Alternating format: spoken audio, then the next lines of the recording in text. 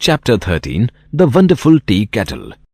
A long time ago in Japan, there was an old priest who lived in a temple and was very devout. He was also very poor. He cooked his own rice, boiled his own tea, swept his own floor, and lived frugally as an honest priest should do. One day the kettle in which he boiled water for his tea broke, and he did not know what to do, as he had no money to buy a new one.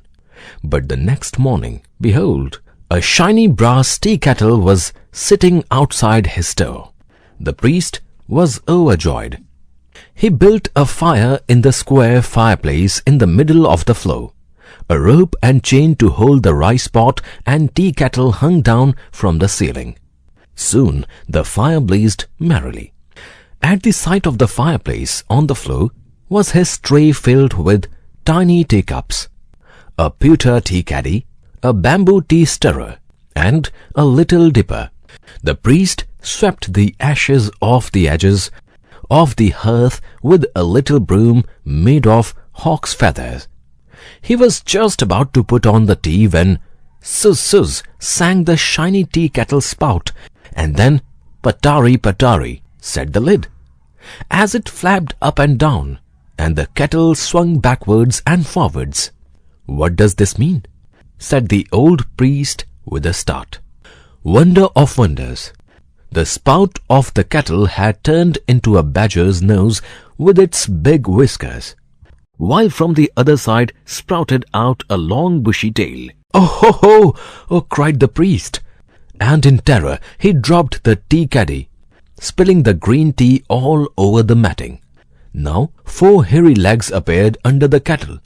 The strange thing, half badger and half kettle, jumped off the fire and began running around the room. To the priest's horror, it leapt on a shelf, puffed out its burning belly, and began to beat a tune with its 4 paws as if it were a drum.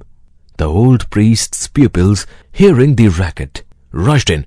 After a lively chase, upsetting piles of books and breaking some of the teacups, they caught the badger and squeezed him into a keg used for storing pickled radishes. They fastened down the lid with a heavy stone and felt sure that the strong odor of the radishes would kill the beast. No man could survive such a smell, and a badger certainly couldn't. The next morning the tinker of the village called in, and the priest told him about his strange visitor. Wishing to show him the animal, he cautiously lifted the lid of the cask. After all, the badger might be still alive in spite of the strong vinegar pickles. And lo, there was nothing but the shiny brass tea kettle. Fearing that the utensil might play the same prank again, the priest was glad to sell it to the tinker. On his part, the tinker secretly thought the priest had been dreaming, and he gave another kettle in exchange for it, and some cash too. He carried it proudly to his junk shop, though he thought it felt unusually heavy. The tinker went to bed as usual that night with his tiny paper-shaded lamp just behind his head. About midnight, hearing a strange noise like the flapping up and down of a pot lid, he sat up in bed, rubbed his eyes.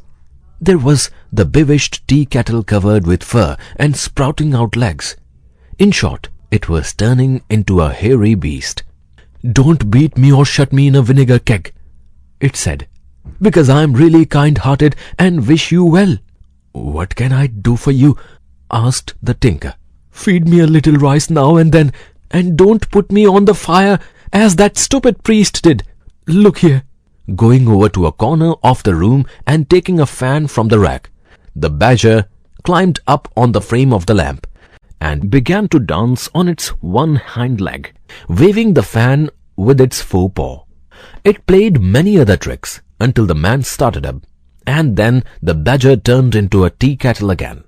Next morning, the delighted tinker hired a professional showman to build a little theatre and stage. Then he ordered an artist to paint scenery, with the sacred mountain Fujiyama in the background and cranes flying through the air, a crimson sun shining through the bamboo, a red moon rising over the waves, with golden clouds and tortoises and such like. Then he stretched a tightrope of rice straw across the stage. Handbills were stuck up in all the barber shops in town, and wooden tickets branded with Magic Tea Kettle Performance Admit 1 were sold. The house was speedily filled, the people coming in parties, bringing their teapots full of tea and picnic boxes full of rice and eggs and other refreshments, because they came to stay all day. Mothers brought their babies with them. The children enjoyed it most of all. Then the tinker, dressed up in colorful clothes with a big fan in his hand, came out on the platform. He made a polite bow and set the wonderful tea kettle on the stage. At a wave of his fan, the kettle ran around on 4 legs, half badger and half kettle, clanking its lid and wagging its tail. How the children shouted!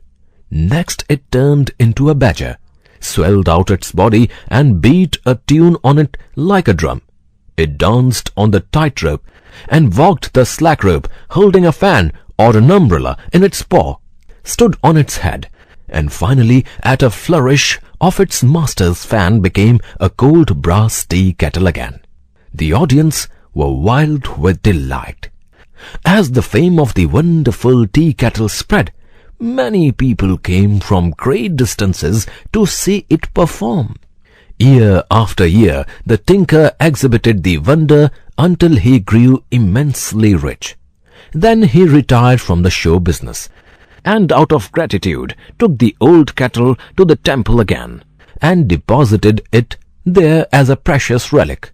The old priest was given a goodly sum of money to do nothing else but take care of it, and all his life it had all the food it wanted.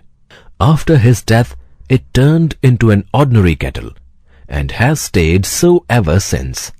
If you don't believe it, you can go to the temple someday and see it for yourself.